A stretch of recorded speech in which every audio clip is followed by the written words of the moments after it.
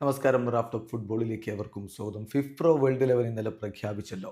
ഇതിൽ Lionel മെസ്സിക്കും Cristiano റൊണാൾഡോക്കും ഇടവില്ല.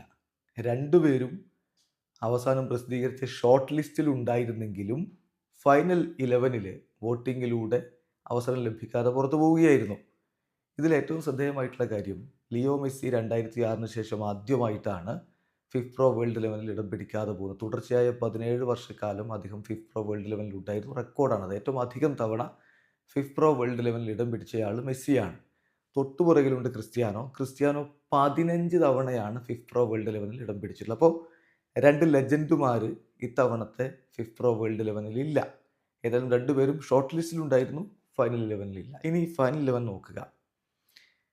ഇതിൽ 10 പേരും റയൽ മാഡ്രിഡ്, സിറ്റി താരങ്ങളാണ്. പിന്നെ VVDയും. അങ്ങനെയാണ് 11 ലിവർപൂളിൻ്റെ വെർജിൽ വാൻ ഡൈക്കും അവിടെ നിന്ന് ഒരാൾ, സിറ്റിയിൽ നിന്നുള്ള 4 പേരും, റയൽ മാഡ്രിഡിൽ നിന്നുള്ള 6 പേരുമാണ്. അപ്പോൾ പലരും ഇപ്പോൾ ഇതിനെ എക്സിലൊക്കെ ട്രോളുന്നത് ഇത് വേൾഡ് 11 അല്ല, റയൽ പ്ലസ് സിറ്റി 11 ആണ് എന്നാണ്.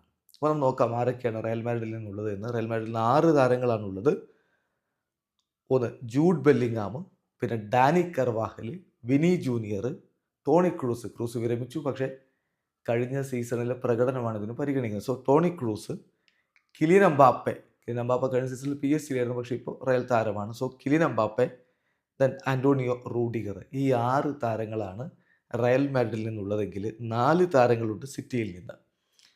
സിറ്റിയിൽ നിന്നുള്ളത് കെവിൻ ഡിബ്രൂയിനെ, അതുപോലെ എഡേഴ്സൺ, ഏർലിംഗ് ഹാലൻഡ്, റോഡ്രി എന്നിവരാണ്. അപ്പം ഈ 4 താരങ്ങൾ സിറ്റിയിൽ നിന്നാകുമ്പോൾ 10 താരങ്ങളായി. റയൽ പ്ലസ് സിറ്റി 10 താരങ്ങളായി. ബാക്കി വരുന്ന ലിവർപൂളിൽ നിന്നുള്ള വെർജിൽ വാൻ ഡൈക്കാണ്. ഈ വേൾഡ് 11 കുറിച്ചുള്ള നിങ്ങളുടെ അഭിപ്രായങ്ങൾ നമ്മുടെ കമൻറ്റ് ബോക്സിൽ രേഖപ്പെടുത്തുക. വീഡിയോ അവസാനിക്കുന്നു. ഫുട്ബോൾ ലോകത്ത് കൂടുതൽ വിശേഷങ്ങളുമായി റാഫ് ടോക്സ് വീണ്ടും എത്താം.